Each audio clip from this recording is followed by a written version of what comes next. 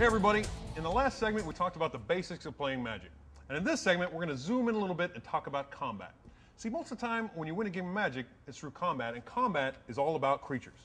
Now, as I mentioned before, it's easy to tell creature cards because they're the only card type with these two numbers down at the bottom. The first number is power, and that's how much damage they're going to deal in combat. The second number is toughness. That's how much damage it takes to kill them, all right? Now, creatures are pretty awesome because once you pay their mana cost, they just sit on your side of the board fighting for you until they're destroyed. So let's see what happens when I attack. Let's pretend it's Ryan's turn. He's going to attack me. So I tap my guys to attack. Now I have two choices as a defender. I can choose to let the grizzly bear come through and hit me for 2 damage, or I can choose to block with my grizzly bears, in which case the 2 bears will fight. Ryan doesn't get to choose to attack a creature or to attack me. He always just has to attack me, and then I, as the defender, choose what to do. So I block. I don't have to tap the block. Only attacking taps.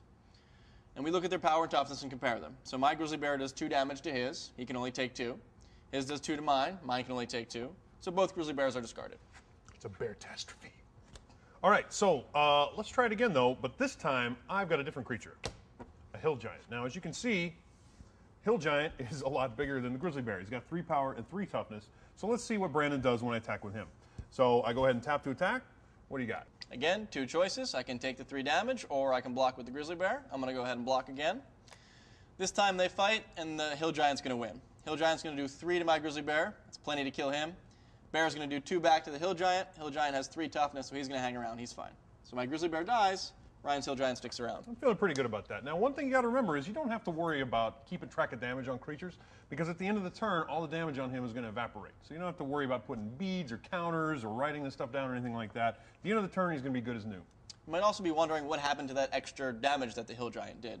He did 3, and the grizzly bear only has 2 toughness. Well, the grizzly bear takes the entirety of the damage. I don't have to worry about any of it coming over to me. Basically, when you block a creature, you don't have to worry about any of the damage coming from him, even if he's got like 100 power. You don't have to worry about it. Once you block him, the creature's going to take the damage, not you.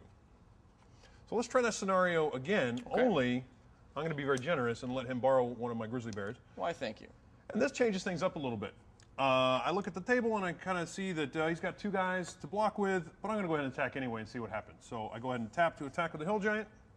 This time I have 3 choices. Again, I can let the hill giant through, or I can block with 1 grizzly bear like I did last time, or I can block with both bears. If I block with both bears, they're both going to do their damage to the hill giant. That's 4 damage to the hill giant, plenty to kill him. And you can split up damage any way you want, really. In this case, it doesn't matter a whole lot because I don't have enough damage to kill the blockers. I could put 2 on this guy and 1 on this guy. I could put all 3 on one of them. Since I don't have enough to kill both blockers, it doesn't really matter in this case. So I'm going to put all 3 on one of his grizzly bears, and it's an embarrassing day for the hill giant, let me tell you. So I ended up sacrificing one of my smaller creatures for Ryan's larger ones, and I still have a creature on the board. I like what just happened. Not a bad trade. Now let's try it again, but this time it's just the hill giant versus the grizzly bear. Now, most of the time when you're playing Magic, you can look at the table and pretty much make an educated guess as to how the combat's going to come out. And in this case, I'm going to look down here and I see that I have a 3/3 creature. He's got a 2/2 creature. I'm not too worried about this one.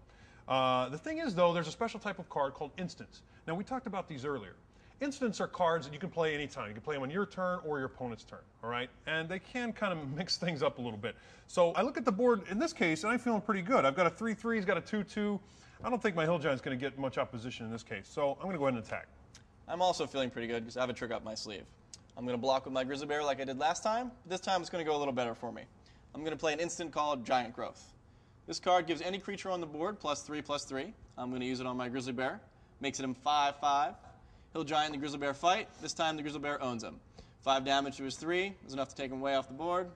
3 damage to my 5/5 grizzly bear. He's fine. And if getting killed by 2 grizzly bears is embarrassing for a hill giant, 1 is really, really embarrassing. It's really bad. As an instant card, this gets discarded after use. I hang on to my grizzly bear. Ryan's got no more hill giant. Okay, so let's talk about some special abilities. Now, a lot of creatures are going to have special abilities, and right on the card, it usually explains what the special ability does.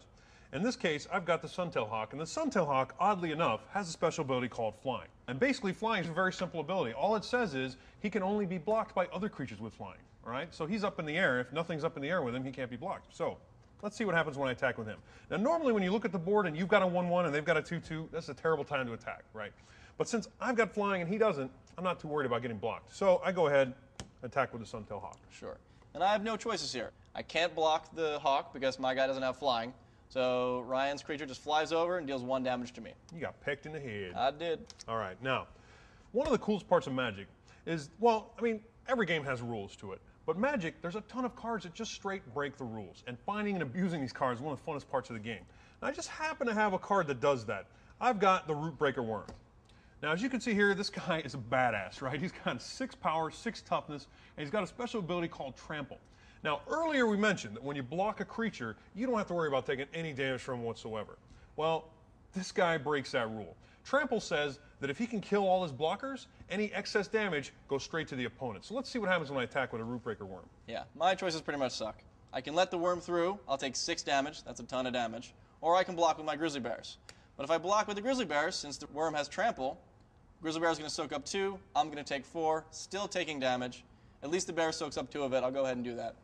I'm feeling pretty good about that one there because not only did I deal 4 damage to Brandon, but I got rid of his Grizzly Bears in the process.